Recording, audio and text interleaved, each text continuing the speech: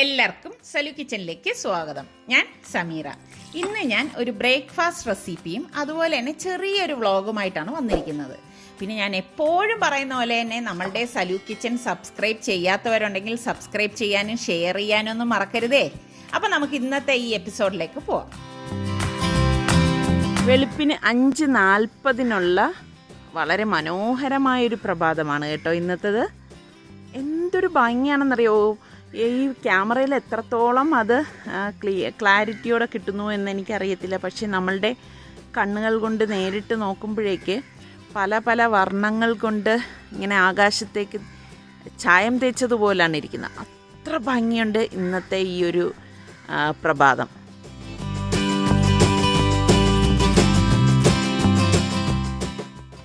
നോമ്പ് കഴിഞ്ഞ ശേഷം നിസാറിക്ക ഇവരെ കൊണ്ടൊരു ചലഞ്ച് ചെയ്യിപ്പിക്കുകയാണ്. നടത്തയും ഓട്ടവും ഒക്കെ ആയിട്ട് ഒരു 1/2 മണിക്കൂർ. ഇപ്പം മറ്റവർ രണ്ടുപേരും മുൻപേ ഓടിപ്പോയെന്ന് തോന്നുന്നു. സുൽത്താനാണ് ബാക്കിൽ നിന്ന് പോകുന്നത്. അപ്പോൾ അത് കഴിഞ്ഞ ശേഷം ഇവർ ടെറസിൽ വന്നിട്ട് ഇതുപോലെ എക്സസൈസ് ചെയ്യും. നന്നായിട്ട് നിസാറിക്ക ഇവരെ കൊണ്ട് എക്സസൈസ് ചെയ്യിപ്പിക്കും കേട്ടോ. അപ്പം നോക്കണമല്ലോ ഈ ഇവരെ തടിയൊന്ന് കുറയ്ക്കാൻ എന്നാണ് നിസാറിക്ക പറയുന്നത്.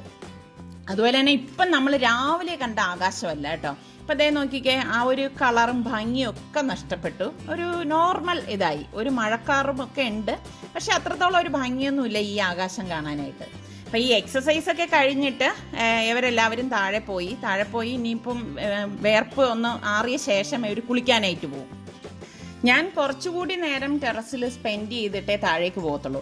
പണ്ടൊക്കെ സൈക്കിളിലാണ് പേപ്പർ ഇടുന്നത്, ഇപ്പം അത് ബൈക്കിലായി. ഇനിയിപ്പോൾ കാറിൽ ഇടുന്ന കാലം വിദൂരം അല്ല എന്നാണ് തോന്നുന്നത്. ഇപ്പം സമയം രാവിലെ 7:25. നമ്മളുടെ റിസ്വാൻ ഇവിടെ എന്തോ എഴുതിക്കൊണ്ടിരിക്കുകയാണ്. എന്താ റിസ്വാൻ? Online notes. എല്ലാം നോട്ട്സ് ഒക്കെ ഓൺലൈനാണ് വരുന്നത്. ഇതെല്ലാരും എഴുതിയിട്ട് ടീച്ചറിന് ഫോട്ടോ എടുത്ത് അയച്ചു കൊടുക്കണം. അപ്പൊ മാർക്ക് ടീച്ചറാണെങ്കിൽ ഇങ്ങനെ അറ്റൻഡൻസ് ചെയ്യുന്ന പോലെ ആരൊക്കെ സെൻഡ് ചെയ്ത് ആരൊക്കെ ചെയ്യില്ല എന്നെല്ലാം നോട്ട് ചെയ്ത് വെക്കും. സുൽത്താൻ കുളിച്ച് സുന്ദരനായിട്ട് വന്നിരിക്കുകയാണ്. രാവിലെ കുളിച്ചിട്ട് വന്നിരിക്കുകയാണ്. എക്സർസൈസ് ഒക്കെ കഴിഞ്ഞ് ഒന്ന് കുളിച്ചതല്ലേ സുൽ? ഡേ ഇങ്ങോട്ട് നോക്ക് സുൽ.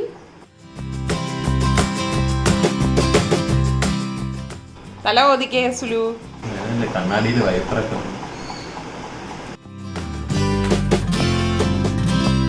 ഇപ്പം ഞാൻ ഇന്ന് ചമ്മന്തി ദോശയാണ് ഉണ്ടാക്കാൻ പോകുന്നത്. അപ്പോൾ ഈ ചമ്മന്തി ദോശ ഉണ്ടാക്കാൻ വേണ്ടിയിട്ട് നമുക്ക് തേങ്ങ വേണം. അപ്പോൾ ഞാനിവിടെ 1/2 മുറി തേങ്ങ എടുത്തിട്ടുണ്ട്.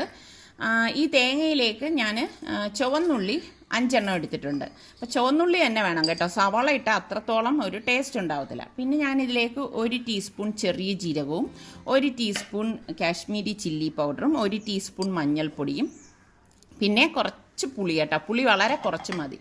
എന്നിട്ട് ഇത് ഞാൻ മിക്സിയുടെ ജാറിലേക്ക് ഇട്ടിട്ട് ഒന്ന് അടിച്ചെടുക്കും. വെള്ളം ചേർക്കത്തേ ഇല്ല കേട്ടോ, അത് പ്രത്യേകം ശ്രദ്ധിക്കണം. അപ്പോൾ ഇതുപോലെ അടിച്ചെടുത്ത ശേഷം ഞാൻ ഒരു പാൻ അടുപ്പത്തേക്ക് വെച്ച് ചൂടാകുമ്പോഴേക്ക് 1 ടേബിൾ സ്പൂൺ വെളിച്ചെണ്ണ ഒഴിച്ചു കൊടുത്തിട്ടുണ്ട്. അതിലേക്ക് ഞാൻ 1 ടീസ്പൂൺ ചെറിയ ജീരകവും കുറച്ച് കറിവേപ്പിലയും കൂടി ഇട്ട് കൊടുക്കുന്നത്. പിന്നെ നമ്മൾ ഈ ചമ്മന്തിയുടെ കൂട്ടുണ്ടല്ലോ, അത് ഇതിലേക്ക് ഇട്ടിട്ട് ഇതുപോലെ ഒന്ന് മൂപ്പിച്ചെടുക്കും. ഒരുപാട് മൂത്ത് പോകേണ്ട ആവശ്യമില്ല കേട്ടോ. എന്നിട്ട് ഇതിലേക്ക് പാകത്തിനുള്ള ഉപ്പ് ഇട്ട് കൊടുക്കും. ഞാൻ ഇതിന് മുൻപ് ഒറോട്ടിയും ചമ്മന്തി ഉണ്ടാക്കിയില്ലേ, ആ ഒരു ചമ്മന്തിയുടെ കൂട്ട് തന്നെയാണ് ഇത് കേട്ടോ. ഇത് നന്നായിട്ട് ഇളക്കിയ ശേഷം ഞാൻ തണുക്കാൻ മാറ്റി വെക്കും. ഈ സമയം കൊണ്ട് മിക്സിയുടെ ജാറിലേക്ക് ഞാൻ 1/2 കപ്പ് റവയും 1/2 കപ്പ് വറുത്ത അരിപ്പൊടിയും കൂടി ഇട്ട് കൊടുക്കുകയാണ്. പിന്നെ ഞാനിതിലേക്ക് 3 കപ്പ് വെള്ളം ഒഴിച്ചു കൊടുക്കും. വെള്ളം നമ്മൾ ഇനിയും ഇതിലേക്ക് ചേർക്കും, പക്ഷേ ഇപ്പോൾ ഞാൻ 3 കപ്പ് വെള്ളം മാത്രമേ ചേർക്കത്തുള്ളൂ. പിന്നെ പാകത്തിനുള്ള ഉപ്പ് ഇട്ടിട്ട് ഒന്ന് അടിച്ചെടുക്കും. പിന്നെ ഇതിലേക്ക് വേണ്ടിയിട്ട് ഞാനിവിടെ 1 സവാളയും 1 പച്ചമുളകും എടുത്തിട്ടുണ്ട്. സവാള ചെറുതായിട്ടൊന്ന് അരിഞ്ഞെടുക്കും. എത്രത്തോളം ചെറുതായിട്ട് അരിഞ്ഞെടുക്കാവോ അത്രത്തോളം ചെറുതായിട്ട് അരിഞ്ഞെടുക്കുക. ഞാനിവിടെ പെട്ടെന്നായതുകൊണ്ട് ഒരു റഫായിട്ടാണ് അരിഞ്ഞെടുത്തിരിക്കുന്നത്. പച്ചമുളക് ഇതുപോലെ ഒന്ന് വട്ടത്തിൽ അരിഞ്ഞെടുക്കുക. പിന്നെ നിങ്ങളുടെ കയ്യിൽ മല്ലിയില ഉണ്ടെങ്കിൽ അതും എടുക്കാം കേട്ടോ. അപ്പം ഞാൻ ഈ അടിച്ചെടുത്ത ഈ മാവ് ഒരു ബൗളിലേക്ക് ഒഴിച്ചു കൊടുക്കുകയാണ്. അപ്പോൾ ഞാൻ ആ മിക്സിയുടെ ജാറിലേക്ക് ഇനിയും വെള്ളം ഒഴിച്ചിട്ട് ഇതിലേക്ക് ഒഴിച്ച് കലക്കിയെടുക്കും കേട്ടോ. പിന്നെ നമ്മൾ ഈ സവാളയും പച്ചമുളകും കൂടി ഇതിലേക്ക് ഇട്ട് കൊടുക്കും. പിന്നെ നമ്മൾ ഈ വറുത്ത് വെച്ചിരിക്കുന്ന ചമ്മന്തിയുടെ കൂട്ടുണ്ടല്ലോ, അതും ഇതിലേക്ക് ഇട്ട് കൊടുക്കുകയാണ് ചെയ്യുന്നത്. എന്നിട്ട് ഇതെല്ലാം കൂട്ടിയിട്ട് നന്നായിട്ടൊന്ന് ഇളക്കി കൊടുക്കും. അപ്പോൾ ഇത് നന്നായിട്ട് ഇതുപോലെ ഒന്ന് ഇളക്കി കൊടുത്ത ശേഷം ഇതൊന്ന് റെസ്റ്റ് ചെയ്യാനായിട്ട് 5-10 മിനിറ്റ് മാറ്റി വെക്കും കേട്ടോ. അത്രയും മതിയാകും. അപ്പോൾ ഈ സമയം കൊണ്ടാണ് ഞാൻ ഇതിലേക്ക് വേണ്ട കറി തയ്യാറാക്കുന്നത്. അപ്പോൾ ഇന്ന് ഞാൻ മക്കൾക്കൊക്കെ ഇഷ്ടമുള്ള സോയ ചില്ലിയാണ് തയ്യാറാക്കുന്നത്. അപ്പോൾ എളുപ്പത്തിന് തയ്യാറാക്കാൻ വേണ്ടി ഞാൻ ഇങ്ങനെയാണ് ചെയ്യുന്നത്. വെള്ളം ഇതുപോലെ തിളപ്പിക്കാനായിട്ട് വെക്കും, എന്നിട്ട് പാകത്തിനുള്ള ഉപ്പിട്ട് കൊടുക്കും. അതിനുശേഷം ഞാൻ ഇവിടെ 2 കപ്പ് സോയ ഡയറക്റ്റായിട്ട് തന്നെ ഇതിലേക്ക് ഇട്ട് കൊടുക്കുകയാണ് ചെയ്യുന്നത്. ഒരു 2-3 മിനിറ്റ് ഇതൊന്ന് തിളയ്ക്കുമ്പോഴേക്ക് കണ്ടോ, തിളച്ച വെള്ളത്തിലേക്കാണ് നമ്മൾ ഇതിട്ട് കൊടുക്കണം കേട്ടോ. വീണ്ടും ഇത് 2-3 മിനിറ്റ് കഴിയുമ്പോഴേക്ക് ഇതേ സോയ ഒരു പാകത്തിന് റെഡിയായി കിട്ടും. ഈ സമയത്ത് നമ്മൾ ഈ സോയ ഒന്ന് ഗ്യാസ് ഓഫ് ചെയ്തിട്ട് ഡ്രെയിൻ ചെയ്തെടുക്കും. ഡ്രെയിൻ ചെയ്തിട്ട് ഒന്ന് വാഷ് ചെയ്തെടുക്കും കേട്ടോ. ഒരു ബൗളിലേക്ക് ഞാൻ 2 table spoon Kashmiri red chilli പൗഡറും 1 ടീസ്പൂൺ കുരുമുളക് പൊടിയും 1 ടീസ്പൂൺ ഗരം മസാല പൊടിയും 1 ടീസ്പൂൺ മഞ്ഞൾപ്പൊടിയും 2 ടേബിൾ സ്പൂൺ കോൺഫ്ലോറും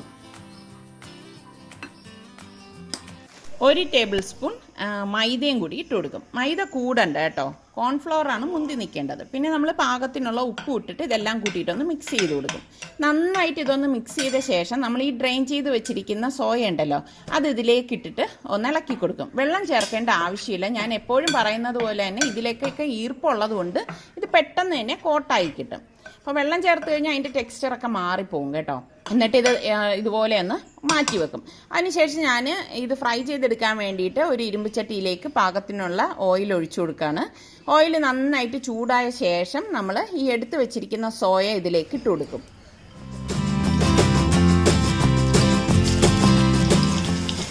നമ്മൾ ഈ സോയ എല്ലാം ഇതിലേക്ക് ഇട്ട് കൊടുത്ത ശേഷം ഇതുപോലെ ഒരു സ്പൂൺ കൊണ്ട് ഇതുപോലെ ഒന്ന് ഇളക്കി ഫ്രൈ ചെയ്തെടുക്കണം. അപ്പോൾ അതവിടെ ഫ്രൈ ആവുന്ന നേരം കൊണ്ട് ഞാൻ ഇതിലേക്ക് വേണ്ട വെജിറ്റബിൾസ് ഒന്ന് കട്ട് ചെയ്തെടുക്കുകയാണ്. അപ്പോൾ ഞാനിവിടെ ഒരു സവാളയും 1 ടൊമാറ്റോയും 1 ക്യാപ്സിക്കം എടുത്തിട്ടുണ്ട്. സവാള ഇതുപോലെ 4ആയിട്ട് കട്ട് ചെയ്ത ശേഷം ഞാൻ അതിൻ്റെ ഇതളുകളെല്ലാം വിടർത്തി വെക്കുകയാണ്.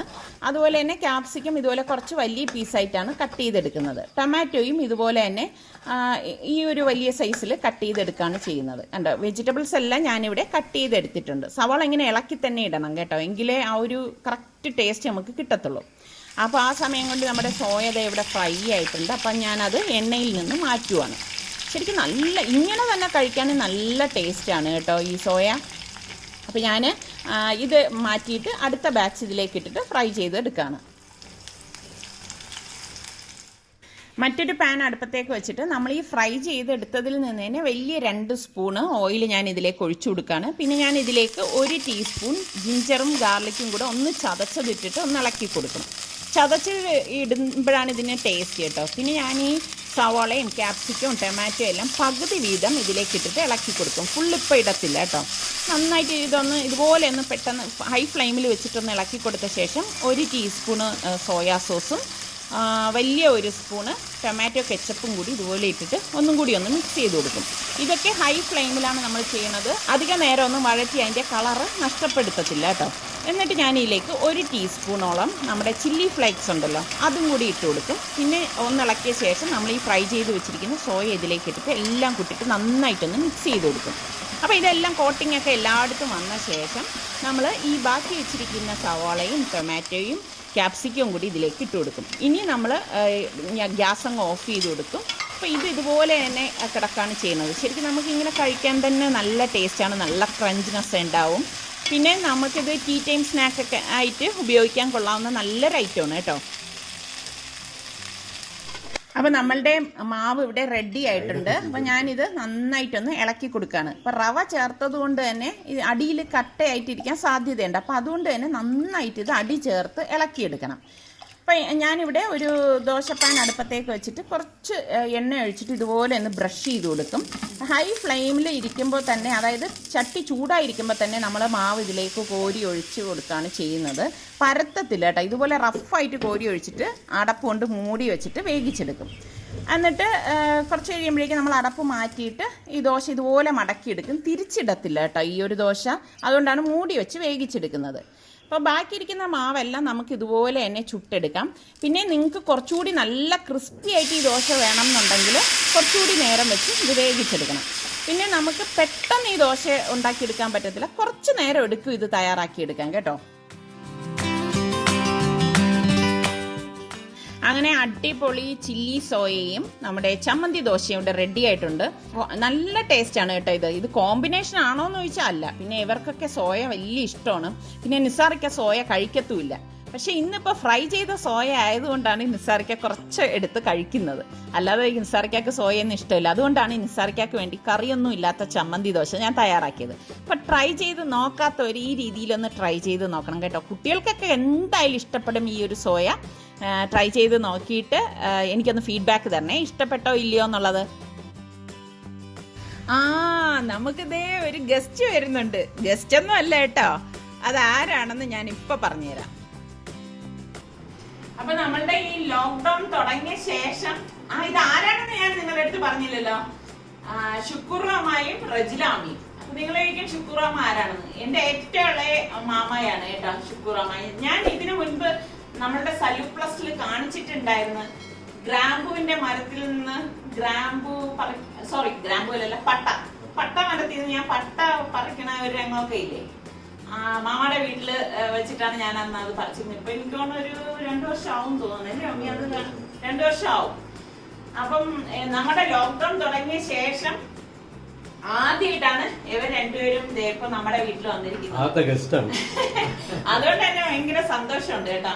എനിക്കാണെങ്കിൽ ഞാനിങ്ങനെ സംസാരിക്കാൻ ആളില്ലാതെ വിഷമിച്ചിരിക്കുകയായിരുന്നു. മനസ്സ് തുറന്ന് സംസാരിക്കണം എങ്കിൽ നമുക്ക് മനസ്സിന് ഇഷ്ടപ്പെട്ടവര് വരണം അല്ലെ. അപ്പൊ എനിക്ക് ഭയങ്കര പ്രിയപ്പെട്ടവരാണ് ഇവര്. എല്ലാവരും എനിക്ക് പ്രിയപ്പെട്ടവര് തന്നെയാണ്. പക്ഷെ എന്നാലും ഏതൊക്കെയോ കോണില് കുറച്ച് കൂടുതൽ ഇഷ്ടം ഒക്കെ ചില വ്യക്തികളിൽ നമുക്കുണ്ടാവും. അപ്പം അങ്ങനെ ഒരു വ്യക്തിയാണ് നമ്മുടെ ഷുക്കൂറാമായി മാമി.